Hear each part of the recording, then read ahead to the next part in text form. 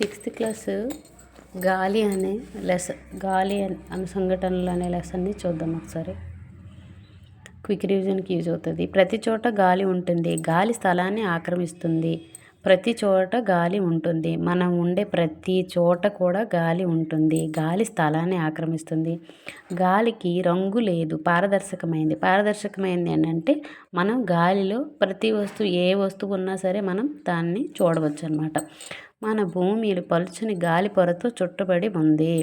మన భూమి అనేది పలుచని గాలి పొరతో చుట్టబడి ఉంది అని అంటున్నారు. ఇప్పుడు గ్లోబ్ ఇలా ఉందనుకో, దాని చుట్టూ కూడా గాలి పొర అనేది ఉంది అని చెప్తున్నాడు అనమాట.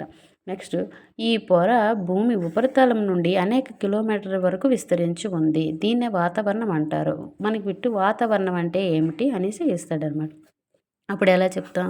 భూమి చుట్టూ ఆవరించి ఉండే పొరనే వాతావరణం అంటాము అనేసి చెప్పాలన్నమాట. వాతావరణంలో పైకి వెళ్ళే కొద్దీ గాలి తక్కువగా ఉంటుంది. వాతావరణంలో చాలా పొరలు ఉంటాయి. అలా పైకి వెళ్ళే కొద్దీ ఏమవుతుందంటే గాలి అనేది తక్కువైపోతుంది అనమాట. గాలి తక్కువ అవుతుంది అంటే ఇప్పుడు సపోజ్ మనం ఒక ఎవరెస్ట్ శిఖరం, ఏవైనా పర్వతాలు ఎక్కేటప్పుడు వాళ్ళకి గాలి అనేది అందదనమాట. అందుకు వాళ్ళు ఏం తీసుకెళ్తారు? ఆక్సిజన్ సిలిండర్స్ని వాళ్ళ వెంట తీసుకెళ్తారనమాట. నెక్స్ట్, గాలి అనేక వాయువుల మిశ్రమము. గాలి అనేది 18వ శతాబ్దంలో ఏమనుకున్నారంటే గాలి అనేది అనేక వాయువుల మిశ్రమము, గాలిలో అనేక వాయువులు అనేవి ఉంటాయి అని అనుకున్నారనమాట.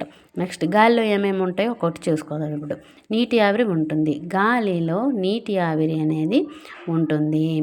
గాలి చల్లని ఉపరితలాన్ని తాకినప్పుడు అది ఘనీభవించడం వలన చల్లని ఉపరితలంపై నీటి బిందువులు ఏర్పడటం చూస్తామన్నమాట. గాలి చల్లని ఉపరితలాన్ని తాకినప్పుడు అది ఏమవుతుందంటే గాలి ఏమవుతుందంటే ఘనీభవిస్తుంది అనమాట. ఆ ఘనీభవించేటప్పుడు ఏమవుతుందంటే నీటి బిందువులు అనేవి ఏర్పడతాయి. ఆ నీటి బిందువులు ఏర్పడేవి మనకి వర్ష రూపంలో అనేవి మనకి భూమిపైకి వస్తాయి అన్నమాట. ప్రకృతిలోని గాలిలో నీటి బిందువులు ఉండటం జలచక్రానికి ముఖ్యం. ఈ నీటి బిందువులు అనేవి దేనికి మనకి ఫస్ట్ ఇంపార్టెంట్ అని అంటే జలచక్రం అని అంటే జలచక్రానికి ఇంపార్టెంట్ అనమాట. జలచక్రం అంటే మీకు తెలుసు కదా, ఫస్ట్ వాటర్, సముద్రంలో ఉండే వాటర్ అవనివ్వండి, నదుల్లో ఉండే వాటర్, బావుల్లో ఉండే వాటర్, ఇవంతా కూడా ఆవిరయ్యి మనకి పైకి వెళ్తాయి. పైకి వెళ్ళి అక్కడ ఘనీభవించి నీటి బిందువుల రూపంలో మళ్ళీ తిరిగి మనకి భూమిని చేరుతాయి అన్నమాట. ఇది ఒక సైక్లిక్ ప్రాసెస్ అనమాట. అంటే జరుగుతూనే ఉంటుంది. చక్రంకి ఎక్కడ ఎండింగ్ అనేది ఉంటుందో, ఎక్కడ స్టార్టింగ్ ఉంటుందో మనకి తెలియదు కదా. సో అలాగే అనమాట జలచక్రం ఏంటంటే ఆ వాటర్ రావడం అనేది మళ్ళీ ఆవిరి అవ్వడం అనేది మొత్తం ఒక సైక్లిక్ ప్రాసెస్ అనేసి చెప్తున్నారనమాట. నెక్స్ట్, గాలిలో ఇంకేముంటాయి? ఆక్సిజన్. ఇది మనకి చాలా ఇంపార్టెంట్ తెలుసుకోవడం. ఆక్సిజన్ అనేది గాలిలో ఉంటుంది. మండడానికి సహాయపడే గాలిలోని అంశం ఏంటి అని అంటే ఒక వస్తువు మండుతుంది అని అంటే అక్కడ మనకి ఆక్సిజన్ ఉంది అనేసి అర్థం అన్నమాట. నెక్స్ట్, గాలిలో ఇంకేముంటుంది? నత్రజని ఉంటుంది. ఇప్పుడు మనం ఒక ఎక్స్పెరిమెంట్ ఉంటుందండి 6th క్లాస్లో. అప్పుడు కొవ్వొత్తిని ఫస్ట్ నార్మల్గా వెలిగిస్తారు, అది వెలుగుతుంది, అప్పుడు ఆక్సిజన్ ఉందని. అదే కొవ్వొత్తిని ఒక గ్లాస్ పైన మూత పెట్టేస్తే అది అప్పుడు వెలగదనమాట. ఎందుకు వెలగదు అని అంటే అక్కడ కొద్దిసేపు పొగలాగా వస్తుంది.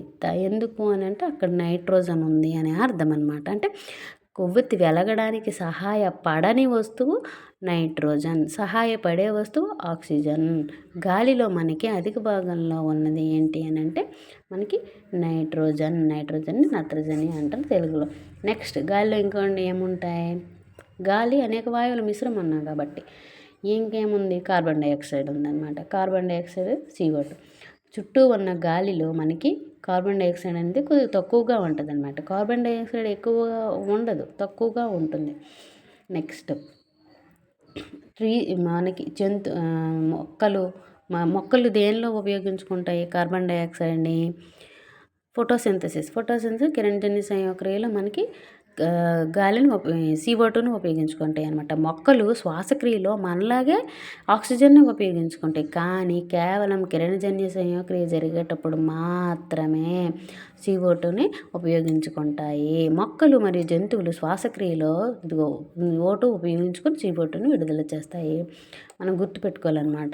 మొక్కలకి ఆక్సిజన్ అవసరం లేదనేసి అనుకోకూడదు. మొక్కలకి శ్వాసక్రియలో ఆక్సిజన్ అవసరమే, కానీ అది ఫుడ్ ప్రిపేర్ చేసుకోవడానికి మాత్రం దానికి కార్బన్ డైఆక్సైడ్ కావాలి. మొక్కలు మరియు జంతువుల పదార్థాలు మండడం ద్వారా కార్బన్ డైఆక్సైడ్ మరియు నెక్స్ట్ ఇంకా అదర్ వాయువులు విడుదలవుతాయి అన్నమాట. అవి కలుషితం చేస్తాయి అన్నమాట. అర్థమైందా?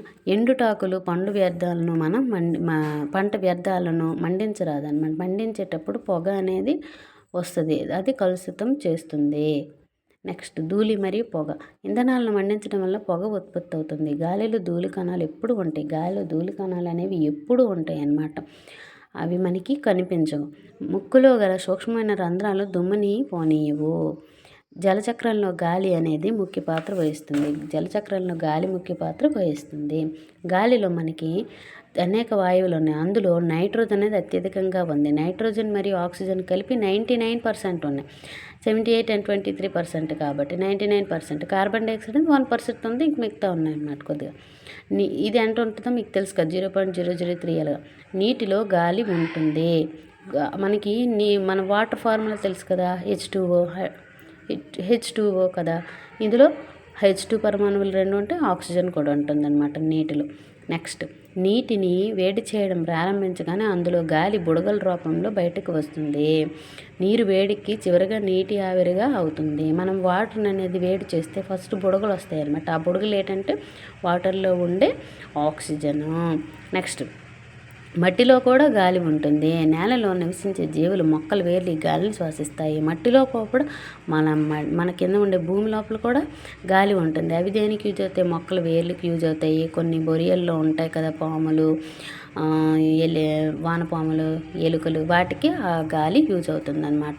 వాతావరణంలోని ఓటు తిరిగి నింపేది చెట్లు. మనకి ఈ ఆక్సిజన్ అనేది మనం పీల్చుకుంటుంటాం, మొక్కలు పీల్చుకుంటుంటాయి, జంతువులు పీల్చుకుంటుంటాయి. ఇదంతా మళ్ళీ తిరిగి సైక్లింగ్ ప్రాసెస్లో మళ్ళీ తిరిగి ఎవరు వేస్తారు అని అంటే చెట్లు. మొక్కలు జంతువుల్లో శ్వాసక్రియ మొక్కలలో జరిగే కిరణజన్య సేకరణ వల్ల వాతావరణంలోని CO2 సమతుల్య సాధ్యపడుతుంది.